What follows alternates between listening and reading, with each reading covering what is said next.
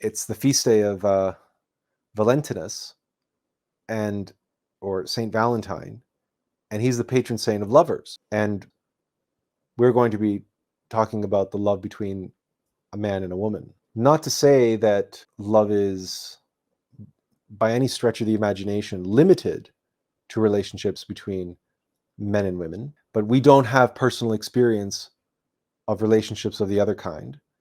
And secondly, we are here to share knowledge regarding the esoteric importance and purpose of love and the union between masculine and feminine, man and woman, from an esoteric perspective, from a spiritual perspective, in terms of the alm of life, the path of the razor's edge.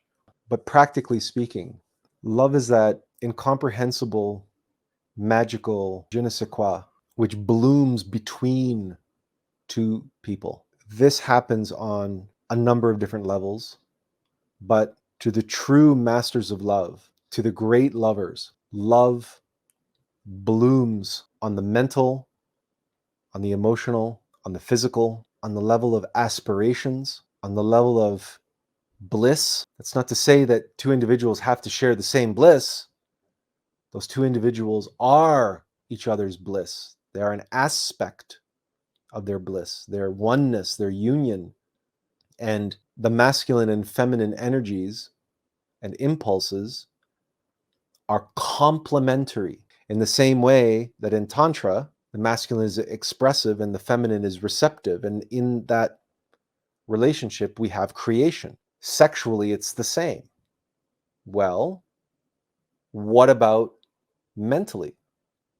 What about emotionally? The masculine force, the impulsive force, the expressive, inspired force seeks to work with and through the feminine to accomplish its bliss. And none of you are here because you want to be common, and none of you are here because you want to love in some sort of common way. Just as we have never been drawn to any type of intellectual definitions of love or kinds of love or types of love, precisely because we long for oneness and union with the most highest, rarest, most valuable, most precious love there is.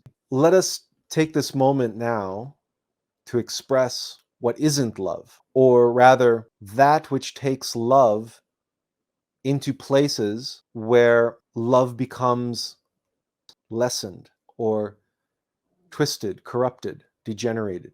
Now, wildly comes from wild.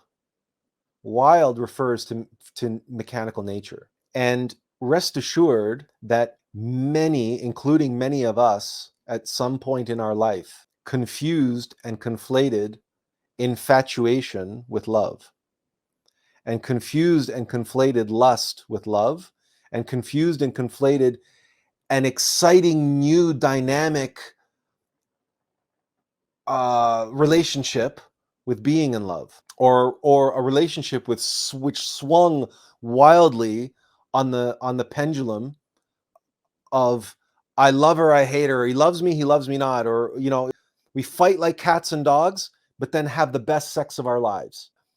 If it's not sparks in the bedroom, it's a raging grease fire in the kitchen. That's the expression that we prefer to use because everybody can relate to it at least once in your life, or you know a couple like this, or your parents were like this. Sexual chemistry is very often confused for love because sexual chemistry is responsible for a great many roller coaster thrill rides, which sadly end in divorce, or they end up where the individuals end up hating each other because the novelty of the sexual infatuation, of the roller coaster thrill ride, of the, oh my God, he lights up my world, or oh my God, she's the greatest, especially if the couple is fornicating and you're spilling the seed, you're wasting the sexual energy.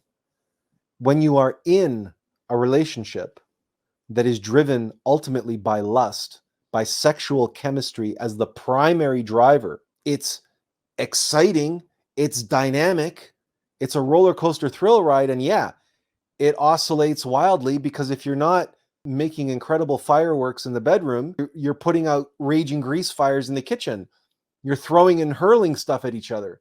Because when two people have sexual chemistry, the sexual energy wants to flow and will flow, and it doesn't care how it flows, only that it flows through the mechanical mind, the mechanical heart, and the mechanical sex.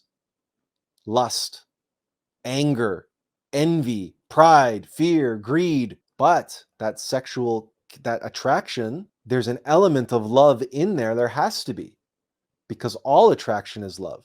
And in that sexual chemistry, there's love at the root and heart of that. It's just what on our mechanical level of being is taking advantage of that, is twisting it and corrupting it and using it to its advantage, harnessing it for its own desires. And then mentally, we talk ourselves into how much we love that person. And emotionally, we allow ourselves to get caught up in the sentimentality of the moment. But you see, this is love only on the sexual level, only on the physical, energetic level. True love is an affinity on the mental, the emotional, and the sexual and spiritual level, where just having a conversation with the individual over the phone is making love. Where going on a road trip, a day trip or a longer road trip in a car, and putting on some beautiful music and just being with one another for hours and not having to say a word. And probably most of us have experienced some instances of thinking about someone and they call you up on the phone, or calling someone up and then picking up the phone and said, I was just about to call you, right? And having those experiences, even if they're on the other side of the world, right? These types of connections and affinities united emotionally, mentally, intuitively, even over vast distances. We don't have to be physically with one another to, quote, make love. We can be in love with each other on any and on all planes of our existence, on all dimensions. So this oscillating wildly stuff, when you love someone in the way that we are describing, and you might feel incredible passion towards them, but that passion doesn't diminish. That passion doesn't swing wildly from I love you to I hate you, with fireworks in the bedroom and then a raging grease fire in the kitchen. That's not love. That's chemistry. But chemistry is not alchemy. There's a difference. Now, does that mean that we won't have fights? No, we can have, we will have disagreements. And if you are passionate about anything and anyone, it is inevitable, invariable, that you will end up bringing to the surface in them, and they will bring to the surface in you. Because remember, the more aligned you are, the more perfect the attraction, the more the similarities will be energetically on all levels, including subconscious. In other words, including our egos, our demons, our defects and vices will also be energetically matched. And when we have energetically matched egos, then when one gets triggered over here, the other one begins to resonate.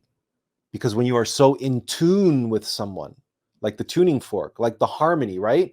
We talked about at the beginning of the harmonization, and two people who are so attuned to one another, it can be very difficult because they have such chemistry on all these levels, including on the level of their egos. So, for example, lust. And that's where a lot of this swinging wildly stuff comes from, when the energetic harmonics on the subconscious level are very, very, very strong, but they're actually weak on the conscious level and the mental and the emotional level.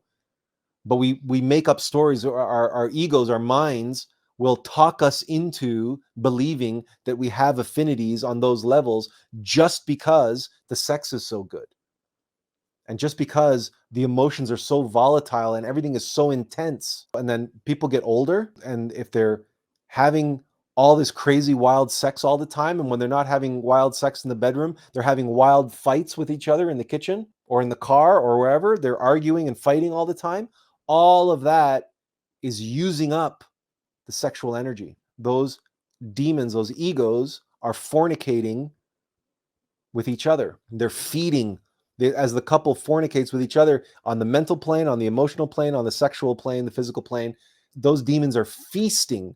They're gorging themselves. They're parasites. But because they have this affinity, they have this vibrational harmonization between them, those demons work together to tag team, to double team the couple. We have an article that we wrote on our blog talking about how demons screw with us in relationships. Our egos screw with us. And you can apply stronger language there if you wish. This is the article that we're talking about, by the way. On the top left, what New Age people and spiritual people think they're doing, that they believe that they're doing when they have an orgasm. The top right image is what they're actually doing when they have an orgasm. And the bottom right image is what's really happening. You know, ooh, snap. So when you say this, demons tag teaming, yeah, okay.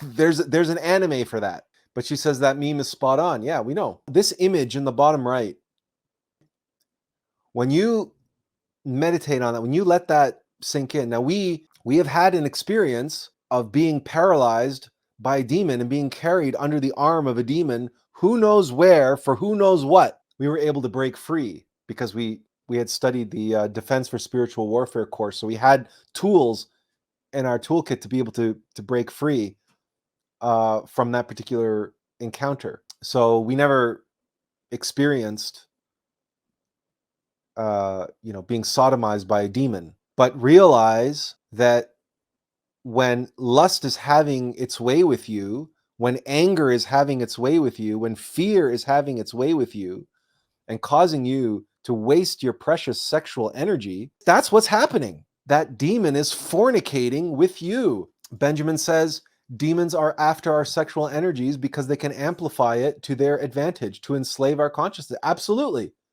But they also use it to strengthen themselves and duplicate themselves because the creative force creates. And if what you're using the energy is, if you're feeding demons your sexual energy, the fruits of that labor is going to be more demons. It's going to be more egos. If you keep feeding your desire, it's going to be more desire. Sexual degeneration and love are not compatible. No matter what people think and what people believe, and we speak of direct, personal, conscious experience. We know what love is and what isn't, and we know it all too well and all too intimately, because any type of dynamic that is based on dominance and submission. Now, we're not talking about a man leading a woman on a dance floor or in the bedchamber. There is a level of appropriateness there.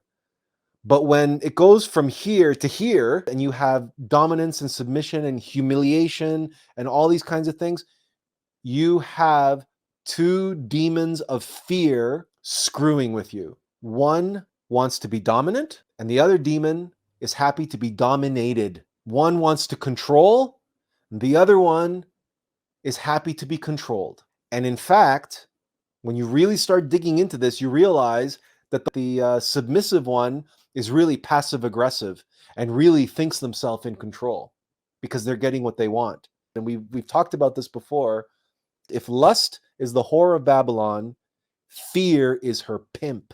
If you go on the internet and you see what passes for eroticism online, you know that it's all control based, and fear is control. It's all dominance and submission and humiliation. And let's not even get into young children